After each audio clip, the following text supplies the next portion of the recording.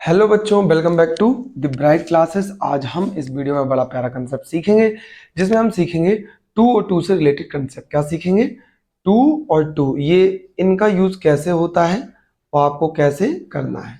ये कंसेप्ट बहुत प्यारा है, आपको इसके बारे में अच्छे से देखना है। देखिए, मैंने आपको बताया था सो दैट के बारे में बता दिया था मैंने पहले, सो दैट के बारे में।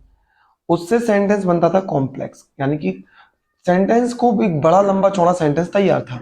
इससे सेंटेंस बनता है शॉर्ट, यानी कि कंपाउंड सेंटेंस। इससे बनते हैं कंपाउंड सेंटेंस, और इससे आपको बड़ा नहीं करना है। कंपाउंड सेंटेंस मर्ज करेंगे दो सेंटेंस को, गिवन में दो सेंटेंस होंगे और उसमें लिखा होगा टू और टू के बनाइए, जिसमें सो दैट के वाले भी आएंगे, बेरी वाला भी आएगा। क्या करना है? वही सेम कंडीशन, बेरी होगा, बेरी को हटाकर टी डबल ओ वाला टू और आगे फिर टू ऐड कर देना। आगे क्या? आगे फिर टू ऐड कर देना। वही सेम जो मैंने सो दैट में समझा था पिछली वीडियो में। एग्जाम्पल के तौर पे समझिए ताकि ज्यादा क्लियर हो। जैसे मैंने एग्जाम्पल दिया, ही is very week.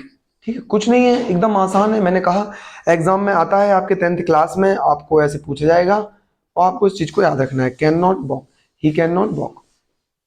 Clause one, clause two, अब वो कहेगा इसका आंसर बताइए हमको। जैसे he is very weak, he can not walk, और उसने लिख दिया है टू और टू से बनाइए।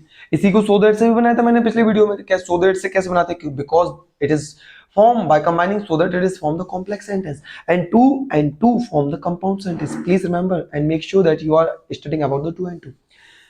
If you want to have the answer of this, then we have to add he is he is too big, he is too big।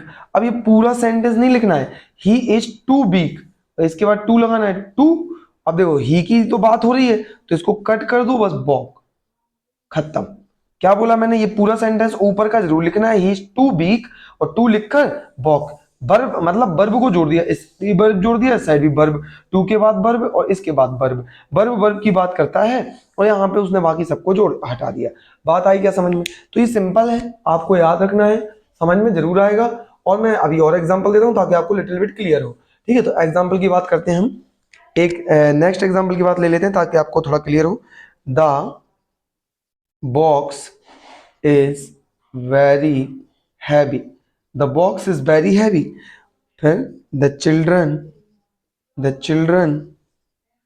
the box is very heavy, the children could not lift it, children could not lift it। Okay, तो answer क्या आएगा? आपका answer देखिए, very की जगह वो लगा देना, सेम आएगा। The box is too heavy to lift, the box is too heavy to lift. बात आई समझ में? क्या बोला मैंने?